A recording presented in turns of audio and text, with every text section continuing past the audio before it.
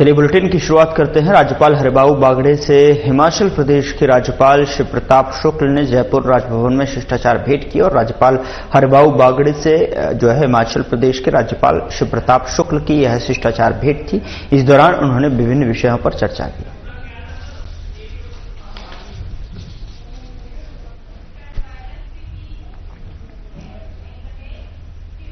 उधर राज्य सरकार ने शुक्रवार आधी रात में बड़ा प्रशासनिक फेरबदल करते हुए 53 आईएएस, 24 आईपीएस, 34 आईएफएस और 113 आरएएस के तबादले किए हैं। बता दें कि 4 संभागीय आयुक्त और 3 जिलों के कलेक्टर बदले गए हैं। कांग्रेस राज्य के उदयपुर कलेक्टर लगे अरविंद पोसवाल का तबादला मुख्यमंत्री के संयुक्त सचिव के पद पर किया गया है। जयपुर, बीकानेर, कोटा और उदयपुर के संभागीय आयुक्त बदले गए।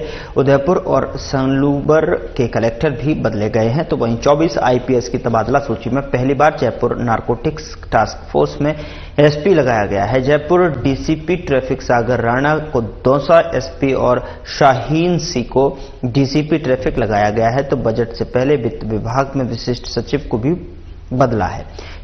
जो है टीकमचंद बोरा का तबादला राजफील्ड एमडी के पद पर किया गया है। आपको बता दें कि डीएलबी आयुक्त कुमारपाल गौतम का तबादला राजस्व विभाग के विशिष्ट सचिव पद पर किया गया है।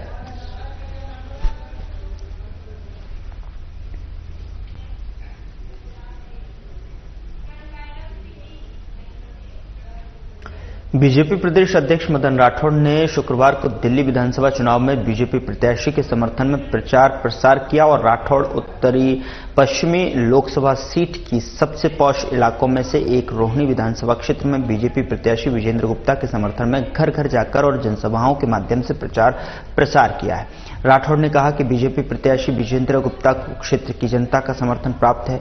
वे तीसरी बार जीतकर हैट्रिक लगाएंगे। बीजेपी प्रदेश अध्यक्ष मदन राठौड़ ने कहा कि प्रधानमंत्री नरेंद्र मोदी देश के 140 करोड़ देशवासियों के विकास, उत्थान और कल्याण के लिए योजनाएं लागू कर रहे हैं। आमजन प्रधानमंत्री नरेंद्र मोदी और बीजेपी की कार्यशैली से प्रभावित है। इसके चलते इस बार दिल्ली में बीजेपी पूर्ण बहुमत के साथ में सरकार बनाने जा रही है। रोहिणी विधानसभा से पिछले 10 साल से विधायक विजेंद्र गुप्ता ने जनता की आवाज को विपक्ष में रखकर पुरजोर उठाया है। आपको बता दें कि बीजेपी प्रत्याशी विजेंद्र गुप्ता को पिछले 2 विधानसभा चुनावों में क्षेत्र की जनता ने भारी मतों से विजयी बनाकर विधानसभा में भेजा था। इस बार तीसरी बार विजेंद्र गुप्ता रोहिणी विधानसभा से कमल खिलाएंगे।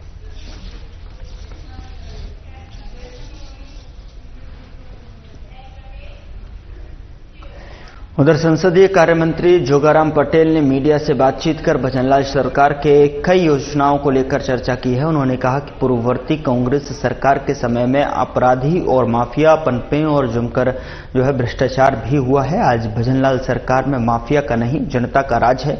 जनता की अपेक्षाओं के अनुरूप हमारी सरकार ने अपराधियों पर नकेल कसी है। आज कानून का ऐसा इकबाल है कि बड़े से बड़ा अपराधी हो या गैंगस्टर, वो राजस्थान से या तो भाग चुका है या भाग रहा है। हमने बजरी माफिया पर भी सख्ती से कार्रवाई की है। जोगाराम पटेल ने कहा कि पूर्ववर्ती कांग्रेस सरकार के समय कुशासन का राज रहा है, जनता त्रस्त रही है। उन्होंने 5 साल के कार्यकाल में ईआरसीपी परियोजना पर एक कदम भी नहीं बढ़ाया। वहीं हमारी सरकार ने प्रधानमंत्री नरेंद्र मोदी के सानिध्य में राम जल सेतु लिंक परियोजना एमओयू पर हस्ताक्षर कर जो है इसका त्वरित क्रियान्वयन सुनिश्चित किया है। इसके पूर्वी राजस्थान के 17 जिलों में जो है 4 लाख हेक्टेयर भूमि में सिंचाई और 3 करोड़ से अधिक आबादी की पेयजल उपलब्ध हो सकेगा।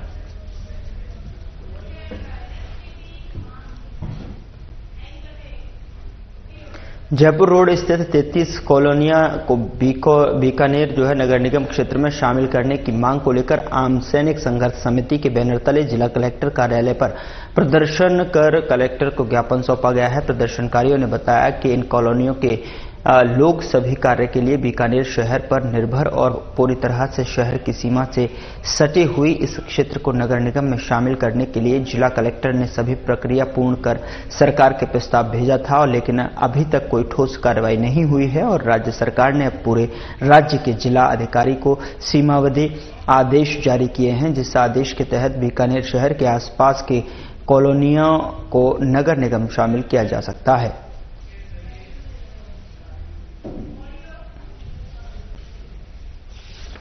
उसके तत्वाधान के नीचे हमने पूरे जो भी हमारी जो 52 कॉलोनी है उनके लिए हमने पुनः अभी कलेक्टर साहब से ये निवेदन कर रहे हैं कि भाई हमारा जो नगर निगम सीमा वृद्धि के लिए कंसीडर करें, और हमारा ये जो मांग है हमने बहुत लंबे समय से लेकर आ रहे हैं, लेकिन अभी तक कोई ठोस कार्रवाई नहीं हुई है।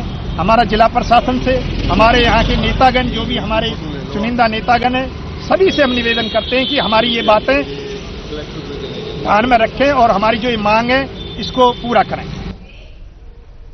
उधर खबर हनुमानगढ़ के नौहर से है, जहां सहायक निदेशक कृषि विस्तार अधिकारी रामप्रताप गोदारा के ज्वाइनिंग पर भारतीय किसान संघ के सदस्यों ने गुलदस्ता भेंट कर स्वागत किया। और इस मौके पर कृषि विस्तार कार्यालय में रामप्रताप गोदारा ने कहा कि सभी किसानों को बिना किसी भेदभाव के साथ में डीएपी और यूरिया दी जाएगी और समय समय पर सभी किसानों को बिना किसी भेदभाव के कृषि बीज आवंटन किया जाएगा।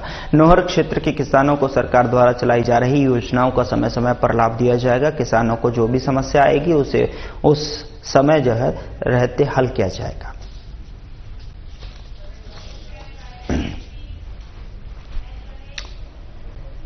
उधर हनुमानगढ़ के एसकेडीयू में अन्वेषिका साइंस प्रदर्शनी 2025 का भव्य समापन हुआ है। इस मौके पर डीआईजी अरशद अली, बीजेपी जिला अध्यक्ष प्रमोद सिंह डेलू, पूर्व सरपंच बाला खान उपस्थित रहे। और इस दौरान डीआईजी अरशद अली ने छात्रों को संबोधित करते हुए कहा कि हमें बहुत चीजें अपनी संस्कृति के माध्यम से देखने और सीखने को मिलती हैं।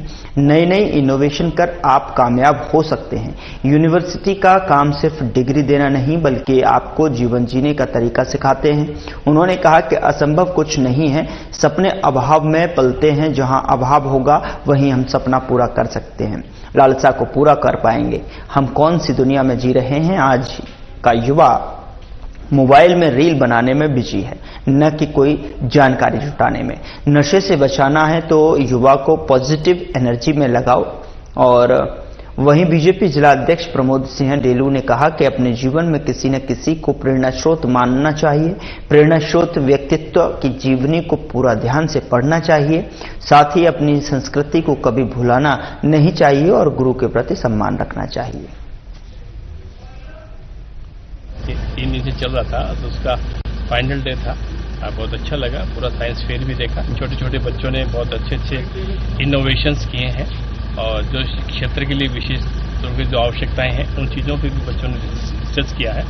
और हमारी रोज़मर्रा की जो चीज़ें हैं उन पर भी बच्चों ने बहुत अच्छे अच्छे रिसर्च के मॉडल बनाए हैं। तो मैं समझता हूँ कि यूनिवर्सिटीज़ का मेन मकसद ही ये है कि भाई रिसर्च की ओर अग्रसर होना चाहिए, और अदरवाइज सामान्य पढ़ाई तो कॉलेजेस में भी हो जाती है।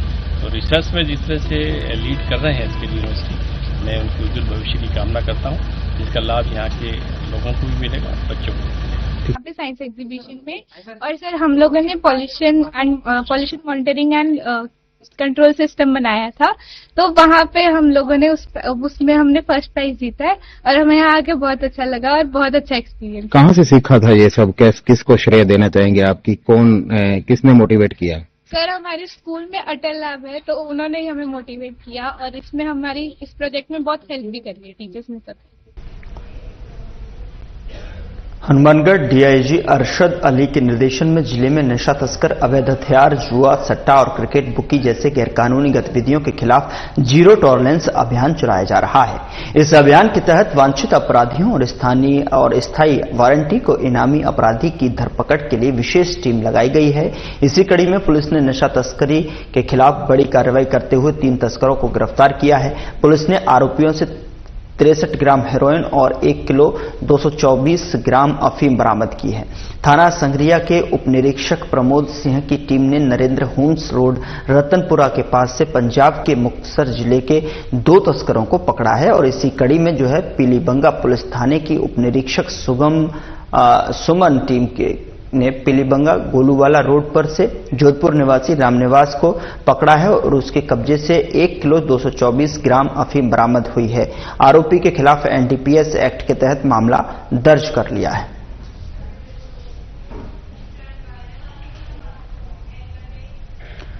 उधर बानसूर में एक धार्मिक समारोह का आयोजन किया गया और आपको बता दें कि जहां शिव परिवार की प्राण प्रतिष्ठा का कार्यक्रम संपन्न हुआ। कार्यक्रम में सामुदा गद्दी पीर के महाराज चंद्रनाथ की आने पर जो है आयोजनकर्ताओं की ओर से महाराज का सम्मान किया और कार्यक्रम की शुरुआत पारंपरिक पूजा अर्चना के साथ हुई, जिसमें कलश यात्रा का आयोजन डीजे के साथ कस्बे में मुख्य मार्ग होते हुए बाईपास पहुंची, जहां जगह जगह पर कलश यात्रा पर पुष्प वर्षा कर स्वागत की गई।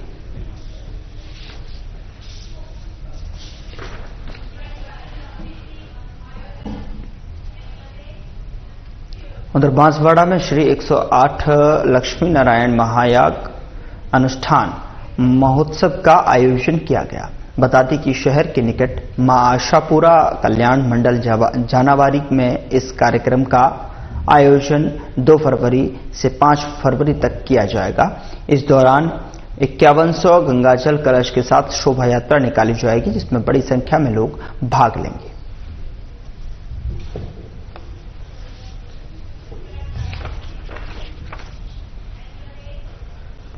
उधर पीएम सूर्यघर निःशुल्क बिजली योजना को बढ़ावा देने के लिए प्रदेश की तीनों विद्युत वितरण कंपनियों और टाटा पावर रिन्यूएबल एनर्जी के बीच शुक्रवार को विद्युत भवन में एमओयू किया गया। अतिरिक्त मुख्य सचिव आलोक की मौजूदगी में विद्युत कंपनियों की ओर से चेयरमैन डिस्कॉम्स आरती डोगरा और टाटा पावर रिन्यूएबल की तरफ से सीईओ और एमडी दीपेश नंदा ने एमओयू पर हस्ताक्षर किए और कार्यक्रम में अतिरिक्त मुख्य सचिव आलोक ने कहा कि प्रदेश में पीएम सूर्यघर योजना में बड़ी संख्या में रजिस्ट्रेशन हो चुके हैं। टाटा पावर के साथ में इस साझेदारी से डिस्कॉम्स को इन रजिस्ट्रेशन को इंस्टॉलेशन में बदलने में सहायता मिलेगी और उन्होंने कहा कि हमारा लक्ष्य आमजन को सौर ऊर्जा से जोड़कर बिजली खर्च से उन्हें मुक्ति दिलाना है।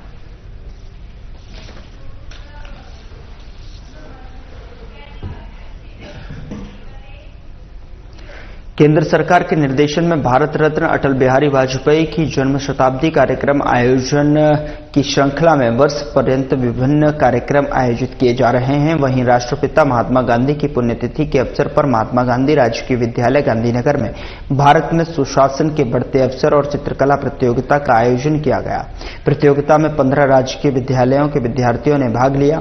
प्रथम श्रेणी में कक्षा 10वीं तक के, दूसरी श्रेणी में कक्षा 11वीं और एवं 12वीं के विद्यार्थी ने भाग लिया। कार्यक्रम के मुख्य अतिथि अजय असवाल, निदेशक शांति एवं अहिंसा निदेशालय थे और कार्यक्रम में श्री जगदीश मीणा, जिला शिक्षा अधिकारी प्रारंभिक शिक्षा जयपुर और श्रीमती मधु रघुवंशी, उपनिदेशक शांति एवं अहिंसा निदेशालय कार्मिक स्थानीय विद्यालय के शिक्षकगण उपस्थित थे। प्रतियोगिता में सम्मिलित होने वाले सभी प्रतियोगिताओं के लिए प्रतिभागों के लिए निदेशालय की तरफ से प्रमाण पत्र वितरण किए गए और दोनों श्रेणियों में प्रथम, द्वितीय, तृतीय स्थान आने वाले विजेताओं को प्रमाण पत्र एवं शील्ड देकर सम्मानित किया गया।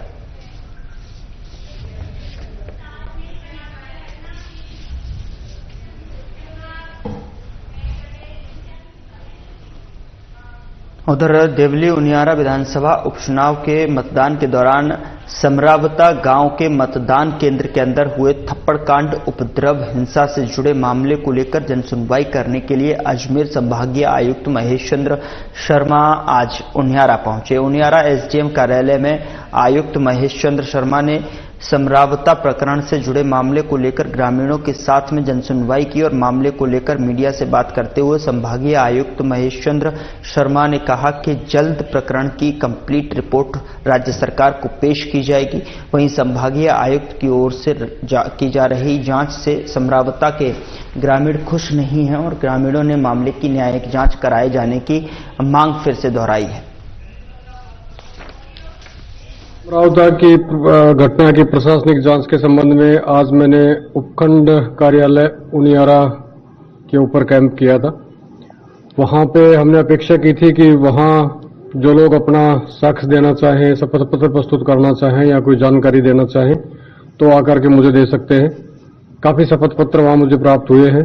गांव वालों की तरफ से भी 4-5 प्रतिनिधि मंडल ने आकर के मुझे अपनी बात कही है, अपना बयान दिया, शपथ पत्र दिए हैं। कुछ ग्रामीणों ने अपने शपथ पत्र भी दिए हैं, कुछ ने सामूहिक रूप से 7 व्यक्ति ने उपस्थित होकर के दिए हैं।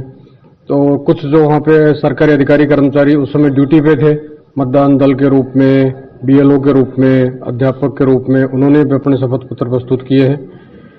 तो जो भी इस प्रशासनिक जांच के संबंध में मैं यहाँ पे विजिट कर रहा हूँ, जो भी अपनी जानकारी देना चाहें, दस्तावेज पेश करना चाहें, शपथ पत्र देना चाहें, बयान देना चाहें, जिससे कि हम चाहते हैं कि इस जांच में सभी पक्षों का हम बात सुन पाए और उसके बाद एक सारगर्भित जो कंप्लीट रिपोर्ट हम राज्य सरकार को प्रस्तुत कर पाए। कब तक रिपोर्ट आ जाएगी? जैसे ही हमें एक बार सारा प्रोसेस पूरा हो जाएगा उसके बाद शीघ्र ही हम कोशिश करेंगे कि सारी रिपोर्ट कंप्लीट करके राज्य सरकार को प्रस्तुत करें। जनसभा लोग नहीं पहुंच रहे थे, लेकिन आज लोग पहुंचे हैं। किस तरीके की उन्होंने मांग रखी? उस समय उस दिन नहीं आ पाए थे, तो हो सकता है टोंक मुख्यालय उनको दूर लग रहा हो या मौसम भी उस दिन बहुत ज्यादा वो था, बहुत ज्यादा ठंड थी और बारिश का भी था। आज काफी संख्या में ग्रामवासी आए थे, कुछ के प्रतिनिधि के रूप में 5-5, 7-7 थे जो उन्होंने पूरे गांव को रिप्रेजेंट किया, जिनके ऊपर हस्ताक्षर काफी लोगों के थे, सैकड़ों लोगों के थे। उन्होंने अपनी बात रखी है कि जो घटना हुई उसका संबंध में जो उनको कहना है, प्लस जो मांग कर रहे हैं कि हमें मुआवजा दिया जाए या जो घटना हुई थी उसकी जांच सही तरीके से की जाए, तो उनके पहलुओं को हम ध्यान में रखेंगे। कुछ और भी आज नगर फोर्ट से भी आज आकर के जिला प्रमुख जी की अध्यक्षता में और कुछ काफी लोगों ने, व्यापार प्रतिनिधि मंडल ने भी नगर फोर्ट से भी आके आज लोगों ने मुझे अभ्यावेदन ज्ञापन दिया है। उनका भी जो मुख्यालय बदलने का था कि कहाँ उपखंड मुख्यालय रखा जाए, ग्राम पंचायत कचरा होता, समरा होता, आसपास की ग्राम पंचायत होगा, उसको लेकर के उन्होंने अपने कुछ मांग रखी है। सभी के ऊपर विचार करके सभी की बातों को समावेश करते हुए फिर एक उचित रिपोर्ट हम राज्य सरकार को भेजेंगे। वो उन्होंने अपने अगर उसमें दिया होगा मांग में, जैसा कि उन्होंने पहले भी कुछ इस तरह की बात रखी गई थी, लेकिन वो हमारी जांच के दायरे में नहीं है। तो क्या इंजर्ड पुलिसकर्मियों के भी बयान इसमें शामिल किए जाएंगे? हाँ, जो भी मेरी तरफ से ओपन मतलब वो था, हमने जो विज्ञप्ति जारी की थी उसमें किसी के लिए कोई रोक टोक नहीं है। जो भी, चाहे वो राजकीय सेवा में कोई कर्मी हो, पुलिसकर्मी हो, फोर्स के हो, मतदान दल के सदस्य हो या कोई चश्मदीद गवाह हो, ग्रामीण व्यक्ति हो, गांव के मतदाता हो, कोई भी उपस्थित होकर के मुझे अपना बयान, शपथ पत्र दे सकते हैं। ये डिपेंड करेगा कि अभी कितना और लोग बाकी हैं या कुछ लोग और अपनी बात करना चाहते हैं, उसके ऊपर हम इसका वो करेंगे। राणा विषय क्या लगता है आपको? अपनी संभावना का भी दौरा किया गया? ये अभी कहना प्रीमेच्योर है, जब जांच पूरी हो जाएगी उसके बाद फिर इस संबंध में उचित होगा। खबर जयपुर से है, जहां पंचायती राज विभाग की समीक्षा बैठक का आयोजन किया गया है। बैठक को संबोधित करते हुए पंचायती राज मंत्री ने कहा कि गांव को वास्तविक रूप से स्वच्छ बनाना है और उन्होंने हर पंचायती की साफ सफाई प्रतिदिन करवाने और अधिकारियों को महीने के 4 दिन गांव में रात्रि विश्राम के निर्देश दिए हैं। साथ ही उन्होंने कहा कि अधिकारी शाम 6 बजे से प्रातः 6 बजे तक गांव में रह रहकर साफ सफाई से लेकर हर व्यवस्था का जायजा लेंगे। साथ ही उन्होंने कहा कि सभी अधिकारी समय समय पर ग्राम पंचायतों से जो है संवेदक के माध्यम से करवाई जा रही गतिविधियों का निरीक्षण करेंगे और पाई गई कमियों को दुरुस्त करवाएंगे। और इस दौरान बैठक में ओठाराम देवासी पंचायती राज मंत्री डॉक्टर जोगाराम, शासन सचिव और आयुक्त पंचायती राज विभागीय अधिकारीगण और अन्य विभागों के प्रतिनिधिगण उपस्थित रहे।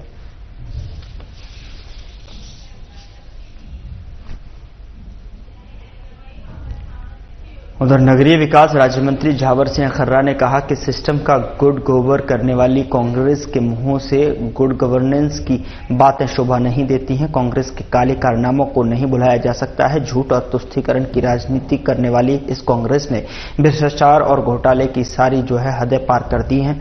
और आपको बता दें कि वहीं खर्रा ने कहा कि कांग्रेस की सरकार जो है मदहोशी में थी और प्रदेश में लचर कानून व्यवस्था के कारण प्रदेश दुष्कर्म, महिला अत्याचार, साइबर क्राइम के मामले में देश में पहले स्थान पर पहुंच गया था। इसी तरह कांग्रेस के लोगों ने बिजली पानी में भ्रष्टाचार कर आम जनता को लूटा। कांग्रेस सरकार की लापरवाही और अविवेकपूर्ण निर्णय के कारण प्रदेश में गंभीर बिजली संकट उत्पन्न हुआ और कांग्रेस ने पानी में भ्रष्टाचार कर जनता को प्यासा रखा। साथ ही खर्रा ने कहा कि कांग्रेस ने किसानों और युवाओं को भी ठगने का काम किया। कांग्रेस ने किसानों की कर्ज माफी का झूठा वादा कर किसानों को धोखा दिया। वहीं भर्ती परीक्षाओं के पेपर लीक करके युवाओं के साथ में अन्याय किया है।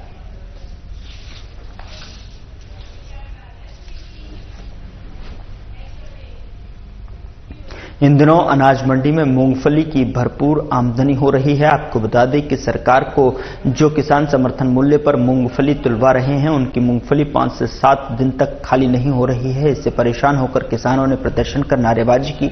परेशान किसान कृष्ण गोदारा ने बताया कि ठेकेदारों का कहता है कि वेयर हाउस में जगह नहीं है, जिसके कारण लगभग 200 गाड़ियां भरी हुई लेकर किसान सर्दी के मौसम में काफी परेशान हो रहे हैं, जिसका समाधान सरकार अतिशीघ्र करे।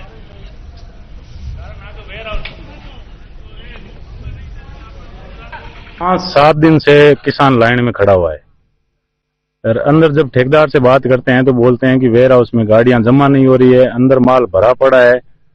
6 दिन वाला किसान आज गेट पर खड़ा है और उसकी आज भी उम्मीद है कि आज नंबर आएगा कि नहीं आएगा। 7-7, 8-8 दिन का किसानों का भाड़ा लग रहा है, किराए पे उनकी गाड़ियां चल रही है। 10 दिन से लगभग यही स्थिति है कि गेट तक, आप मेन गेट तक देखोगे, मेन गेट तक गाड़ियां हैं, 200-250 गाड़ियां हैं। 200 नंबर वाली गाड़ी का नंबर 5-7 दिन बाद यहाँ नंबर आएगा। किसान दिन रात यहाँ परेशान हो रहा है, न कोई सुनने वाला है न कोई बात है। कल एडीएम साहब यहाँ आए थे, फिर भी अभी तक कोई सॉल्यूशन हुआ नहीं है कोई भी चीज का। अब हम ठेकेदार को जब बोलते हैं वो यही कहते हैं कि हमारी गाड़ियां वेयर हाउस में खाली हो नहीं रही है, अंदर जगह नहीं है। तब अब वेयर हाउस में क्या है क्या स्थिति नहीं है वो तो इनको, जो भी सरकार के नुमाइंदे हैं उनको पता है। किसान लगभग पिछले 10 दिनों से बहुत ज्यादा परेशान है। इस लाइन में दिन रात यहाँ मेहनत कर रहा है। 7 दिन से यहाँ ठंड के अंदर 7 दिन से उसका नंबर आता है, फिर 2-3 दिन अंदर तुलवाई नहीं होती। अब आगे गाड़ियों की क्या समस्या है क्या नहीं है वो तो सरकार के नुमाइंदे ही बता पाएंगे।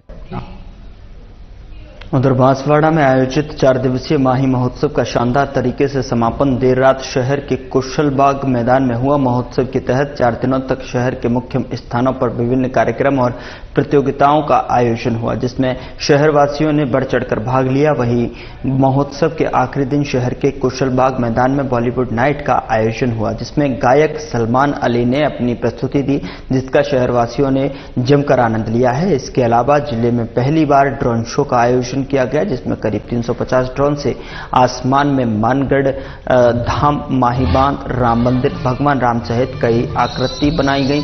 समारोह के अंत में विभिन्न प्रतियोगिताओं में विजेताओं को पुरस्कृत किया गया।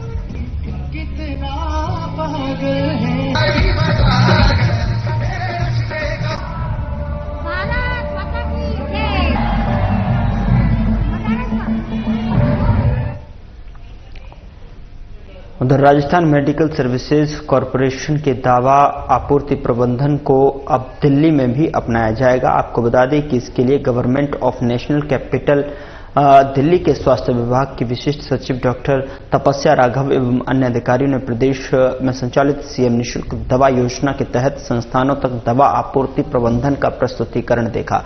RMSCL की प्रबंध निदेशक नेहा गिरी की उपस्थिति में अधिकारियों ने विस्तृत ऑनलाइन प्रेजेंटेशन देते हुए निःशुल्क दवा योजना के आपूर्ति तंत्र एवं अन्य विषयों के बारे में जानकारी दी। प्रेजेंटेशन के उपरांत राघव ने राजस्थान में निःशुल्क दवा योजना के प्रबंध की सराहना करते हुए कहा कि अन्य राज्य भी इसे अपनाकर अंतिम छोर तक आपूर्ति के प्रबंधन को बेहतर बना सकते हैं। नेहा गिरी ने बताया कि प्रदेश में ई-औषधि सॉफ्टवेयर के माध्यम से दवा आपूर्ति का ऑनलाइन प्रबंध किया जा रहा है। इसमें ऑटो डिमांड इंटरनेट और जनरेशन की प्रक्रिया के साथ में आर्टिफिशियल इंटेलिजेंस को भी शामिल करने का प्रयास किया जा रहा है।